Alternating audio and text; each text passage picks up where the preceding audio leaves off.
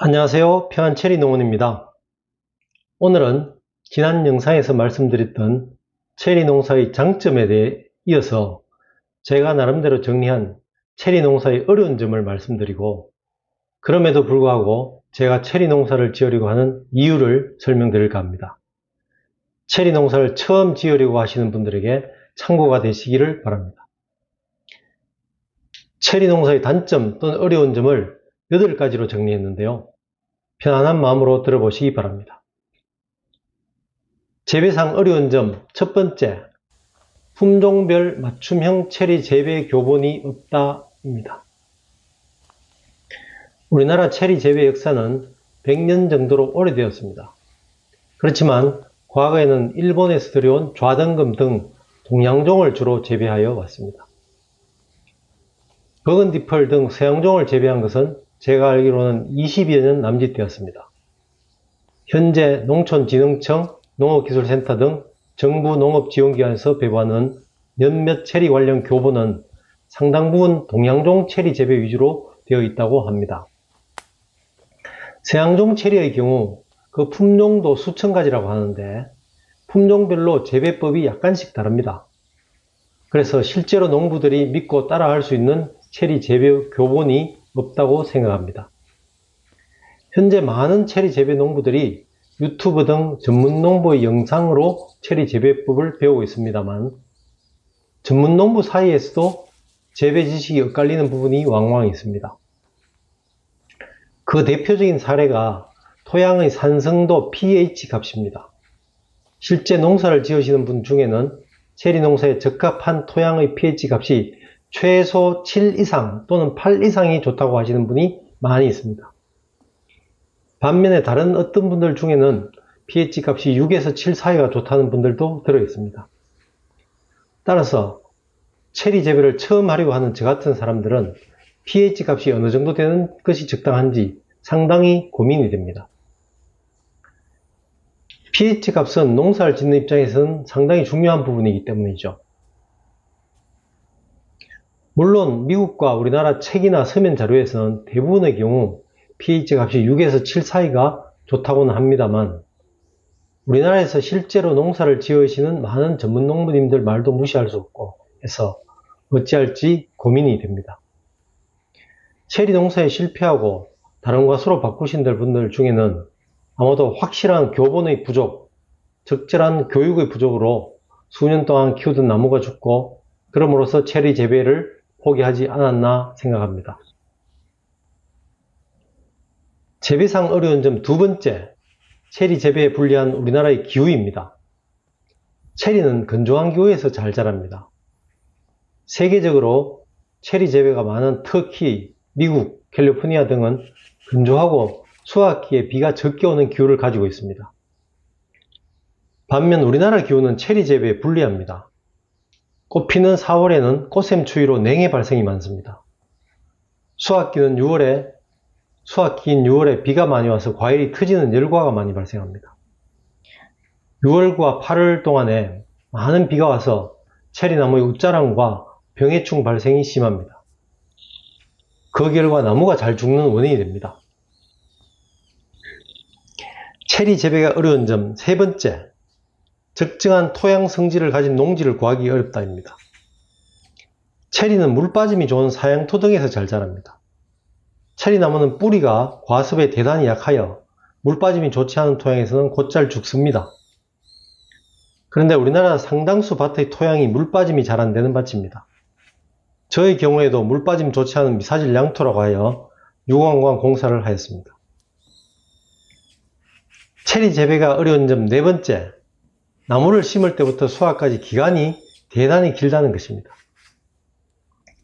체리는 식재 후 3년째 가지에서 과일이 열리는 과수인데요. 체리를 판매할 사업성 있는 수량을 얻기 위해서는 최소 4년에서 5년 이상을 기다려야 합니다. 그런 와중에 여러 요인들로 해서 나무가 잘 죽습니다. 재배하시는 분들은 그 기간 동안 체리밭에서 별다른 소득 없이 견뎌야 합니다. 실제로 상당히 어려운 부분입니다. 체리 농사의 어려운 점 다섯 번째, 정부의 농사 지원조차도 받기가 어렵다입니다. 우리나라 주력 재배 품목인 사과, 배, 복숭아 등은 농사에 각종 지원을 받을 수가 있습니다. 시설비 보조, 재해보험 가입 지원, 공동 선별 및 판매 지원 등 지원이 상당합니다. 그러나 체리는 아직 지원을 하는 지방자치단체가 거의 없습니다. 영세농이고 재배한 농가가 적기 때문이기도 합니다. 모든 비용을 대부분 자신이 모두 부담해야 합니다. 체리는 대부분의 지역에서 재해보험도 해당이 안 됩니다. 체리 농사의 어려운 점 6번째, 과원 조성에 상당한 노력과 비용이 든다입니다. 초보 농부가 체리 과원을 조성하기 위해서는 많은 기본 비용이 들어갑니다. 이에 대해서 자세한 설명은 추후에 할 기회가 있을 것입니다만, 물론 이것도 필요한 밭에만 하는 공사입니다만, 그 작업들을 열거해 보겠습니다. 물 빠짐을 좋게 하는 유공관 암그 배수 공사, 지하수 흐름을 차단하기 위한 배수로 공사, 토양 개량을 위한 마사토 투입, 숲이 톱밥 등으로 이루어진 질소질이 적은 퇴비 투입, 농업 용수 확보를 위한 지하수 관정 공사, 물 공급용 관수시설 공사, 고라니 등을 막기 위한 밭 경계 울타리 공사, 과일 열과 방지를 위한 비가림 시설 또는 비닐하우스 설치 공사 등 해야 할 공사가 엄청나게 많습니다. 체리 농사의 어려운 점 7번째, 수확 후 판로가 쉽지 않다는 것입니다. 체리 농가는 수확 후 판로도 적극 확보해야 합니다. 체리는 우리나라의 주 재배 과일이 아니므로 농수산물 시장에서 전문 경매사가 없는 경우가 대부분입니다. 그래서 농수산물 시장에서 제값을 받기가 대단히 어렵습니다. 경매가 이루어지기도 어렵고 경매사들은 수입산 체리와 비슷하게 처리하는 경우가 많아 경매가가 턱없이 낮은 경우가 대부분입니다. 결국 체리 재배 농가는 판매 경로를 직접 확보해야 합니다. 다행히 요즘은 SNS, 온라인 판매 등 다양한 경로를 개척할 수 있으므로 조금 나아졌다고 할 수 있을 것입니다.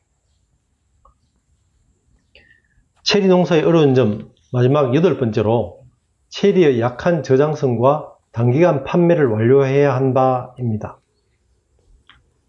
체리는 조생종과 만생종 간의 수확 시기가 약 20일 이내로 크게 차이가 나지 않습니다. 때문에 일정량 이상의 양을 수확하는 농가는 수확 시기에 대단히 바빠집니다.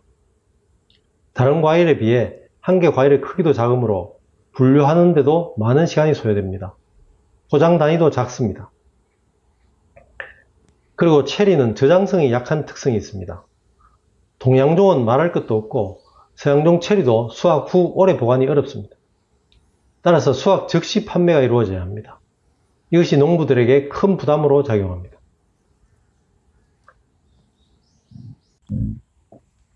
제가 알아본 바로 체리 농사는 위와 같은 어려운 점들이 있기 때문에 체리 농사를 할 것인지 하지 않을 것인지 저는 정말 많이 고민을 했습니다. 과연 내가 체리 농사를 성공적으로 할 수 있을까?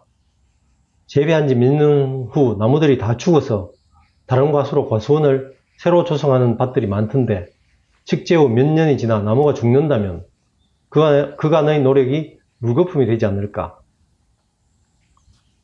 굳이 체리 농사를 해야 할까? 주위 농부님들도 저에게 재배가 까다로운 체리보다는 조생종 복숭아나 포도 또는 대추 같은 작물을 권하시던데 하면서 끊임없는 의심과 고민을 하였습니다. 그러나 결론적으로 저는 체리 농사를 하기로 결정하였습니다. 이번 가을에는 체리를 식재할 예정입니다. 그 이유는 다음과 같습니다. 저는 먼저 체리 재배의 어려운 점들을 하나하나 생각하면서 그 단점들을 극복하거나 견뎌낼 수 있을까 하고 생각해 보았습니다. 체리 재배의 교본이 없는 문제는 제 주위에 있는 2분 정도의 훌륭한 체리 재배 선배가 다행히 있어서 그분들에게 꾸준히 배우고 유튜브를 통한 학습, 농촌진흥청을 통한 학습으로 극복할 수 있다고 생각을 하게 되었습니다. 인근에 있는 체리 재배 선배는 아낌없이 지도를 해주는 분들이기 때문에 저는 참 든든한 멘토라고 생각되었습니다. 두 번째로 불리한 기후 특성에 대해서는 인근에 노지 재배하는 분들과 함께 극복을 위해 노력하고 향후에 도저히 안 될 것 같으면 비가림 시설도 검토해 볼 예정입니다. 세 번째로 토양 특성의 문제를 극복하기 위해서 유공관 공사는 이미 하였고 추후 식재전에 식재할 곳 주위에 깊은 고를 파고 물 빠짐이 좋도록 하면 극복이 가능할 것입니다. 또한 pH 값을 7 정도로 올리기 위해 석회를 제법 뿌렸습니다. 네 번째로 식재 후 수확까지 상당한 기간과 비용 소요 문제는 호흡을 조금 길게 하고 이를 감안하여 인내할 예정입니다.